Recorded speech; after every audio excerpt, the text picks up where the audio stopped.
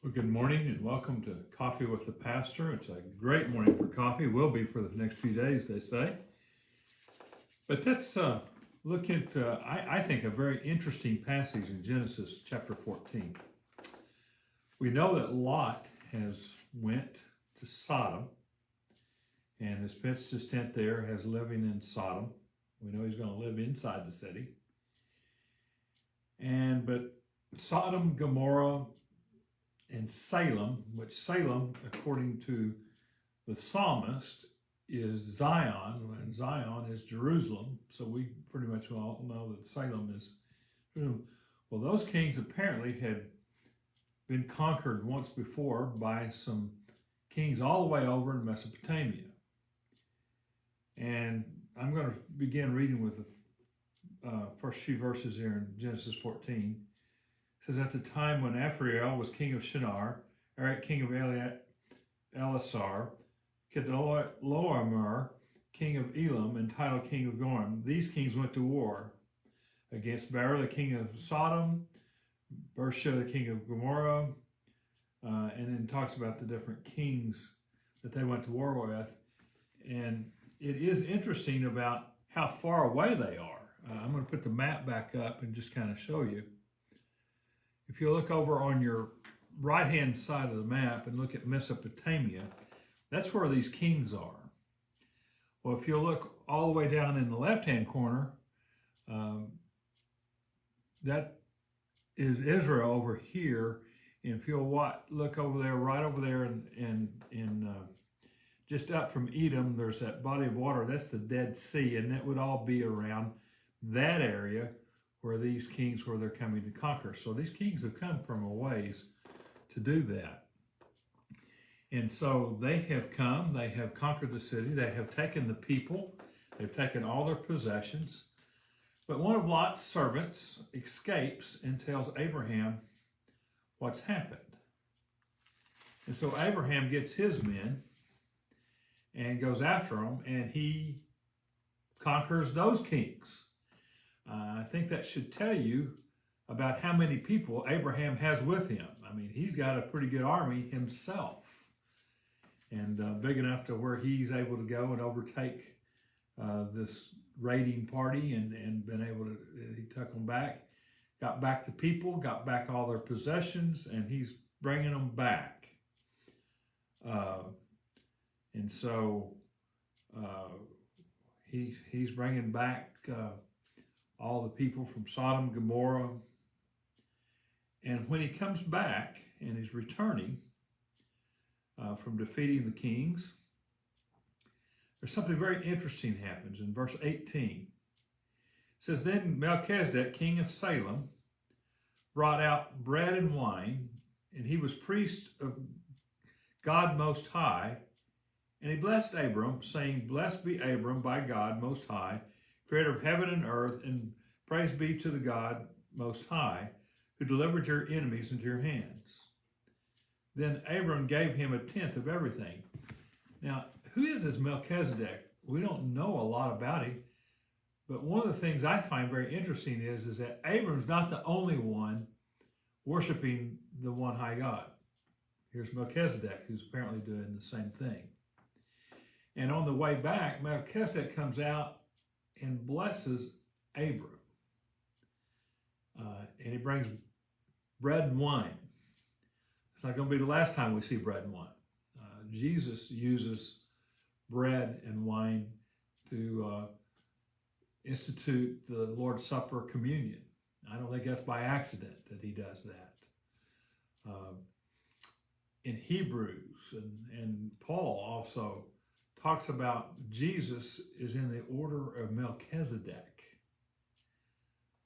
Melchizedek is outside of the Jewish folks, and but he was worshiping the Most High God. Those of you who've been with me on Holy Land trips have seen this, know this, been down there. But our guide, Ellie, who we always use, was the chief archaeologist for the city of David for over 20 years. He actually thinks he has found where Melchizedek did his sacrifices. I don't know how you prove that, but he's convinced of it.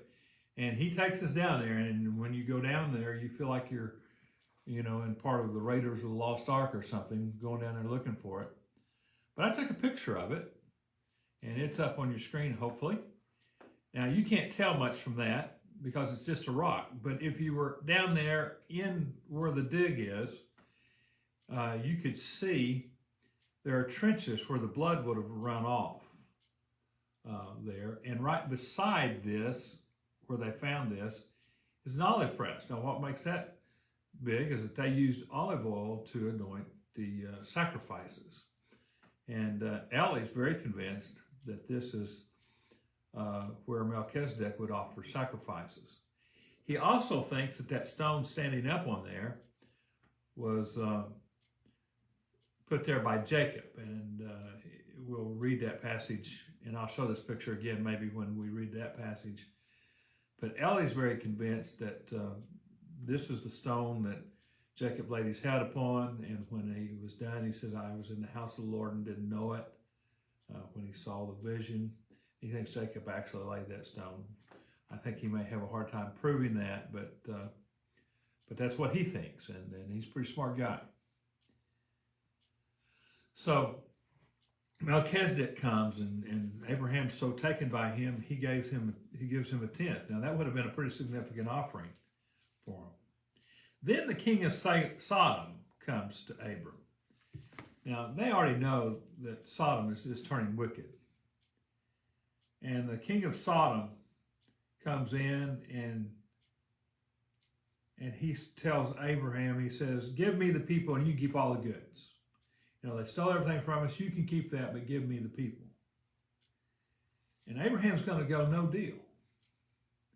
Now, there's two reasons why he doesn't say no deal. One is he says, I don't want you to think that you made me rich because God's blessing me, and it's not going to be anybody like you that's going to make me rich, and I'm not going to get my riches off somebody like you. But there's another reason, which we miss sometimes. He didn't want to give them the people. He wants the people to be able to choose where they want to live. Do they want to go back with him? Maybe they want to stay with him. We pointed out when Abram came from Haran, he brought a lot of people with him. It says people he had acquired. We kind of think about that being servants, but I don't think it was just servants. In fact, I think if it were servants, he would have said he brought a lot of servants he acquired, but it says he brought a lot of people he acquired. There's a lot more ways to acquire people. But I think he brought a lot of folks with him, and he's obviously increased his clan to have an army that would be able to go take that group back. And I think he's wanting these people to have a choice not to have to go back to such an evil, wicked city like Sodom. And the people are important to him because, and remember the blessing that God gave Abram, that all the peoples of the earth would be blessed through him. And I think that the people were significant to him and were part of that.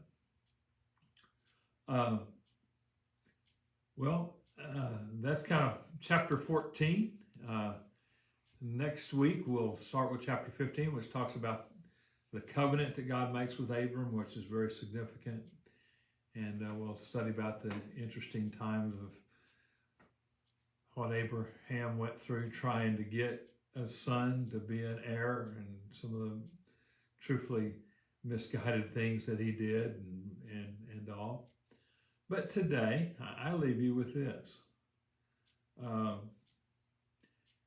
Think about Melchizedek and Melchizedek coming and offering a blessing to Abram. Now, Abram was to be a blessing, but he got a blessing.